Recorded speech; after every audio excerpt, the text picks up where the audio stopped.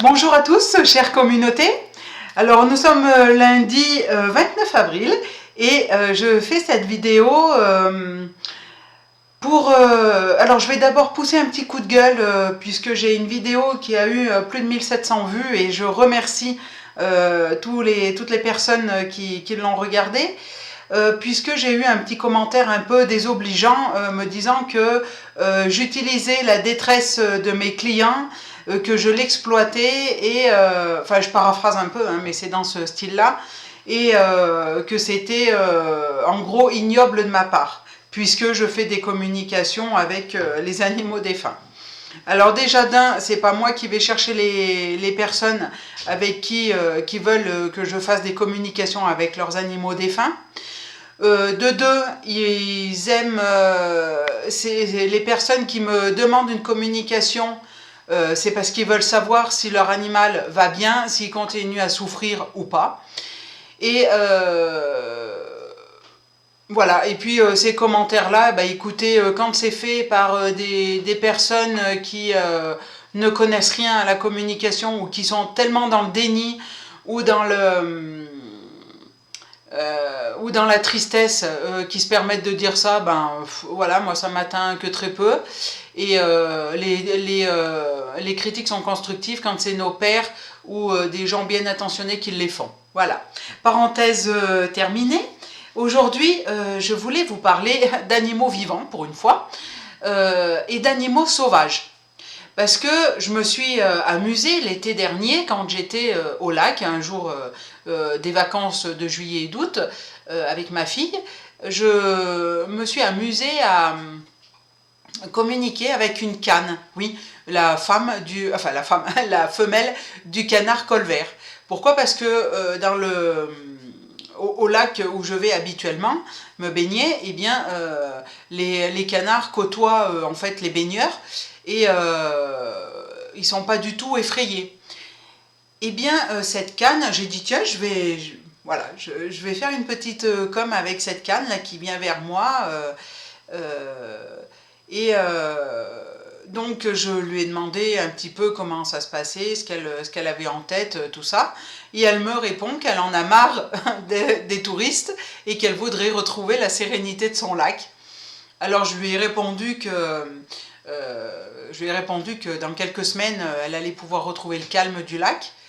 Elle m'a montré aussi où était son nid, donc il était dans le petit le petit coin roseau du lac. Et puis elle m'a aussi dit qu'elle aimait beaucoup voler, et après elle est partie comme ça en volant.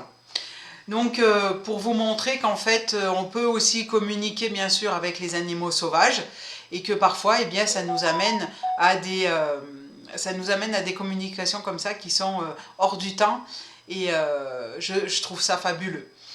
Une autre petite histoire comme ça, j'ai un ami qui a sa photo de profil, c'est une marmotte, et j'ai dit bah tiens, je vais tenter le coup avec la marmotte. Je me suis connectée à cette marmotte, et bien je me suis vue à sa place, à la sortie du terrier, qui dominait en fait toute la vallée qui était en dessous. J'ai entendu ses congénères siffler, et voilà quoi. Donc elle s'est mise à manger des fleurs. Elle était sur le promontoire parce que vous savez comment marchent un petit peu les marmottes. Elles ont des sorties de terrier qui fait promontoire pour justement prévenir les autres en sifflant qu'un danger est là, que ce soit les aigles, les loups, etc. Ou les humains surtout. Voilà. Et je sentais le vent. Je l'entendais aussi, le bruit aussi dans les herbes. J'ai entendu aussi comme un chien qui reniflait. Alors peut-être qu'il y avait un chien pas très loin de son terrier. Et puis elle a fait demi-tour, elle est rentrée dans le terrier. Et voilà. Là, je l'ai entendu dire je l'ai entendu qui appelait sa maman. Alors est-ce que c'était un petit de l'année qui faisait sa première sortie? Voilà, ça restera une interrogation, mais en tout cas, voilà, ça c'est des communications qui sont un peu hors du temps parce que Voilà, parce que c'est pas courant de faire avec des animaux sauvages. Là, dernièrement, je suis allée promener mon chien qui s'amusait à courir après un couple de corbeaux.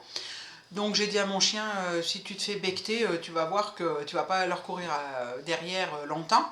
Et puis j'ai dit, bah tiens, je vais les prendre en photo, je ferai une communication avec eux. Alors la prochaine fois, peut-être la prochaine vidéo, voire dans quelques temps, eh bien je vous raconterai ce que m'a dit monsieur ou madame Corbeau que j'ai rencontré il y a 2 semaines. Voilà.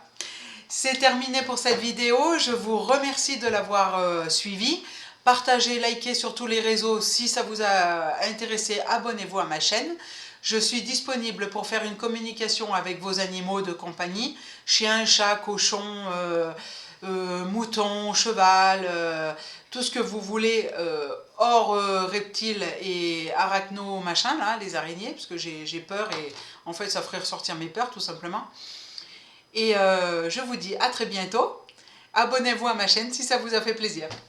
Bye bye!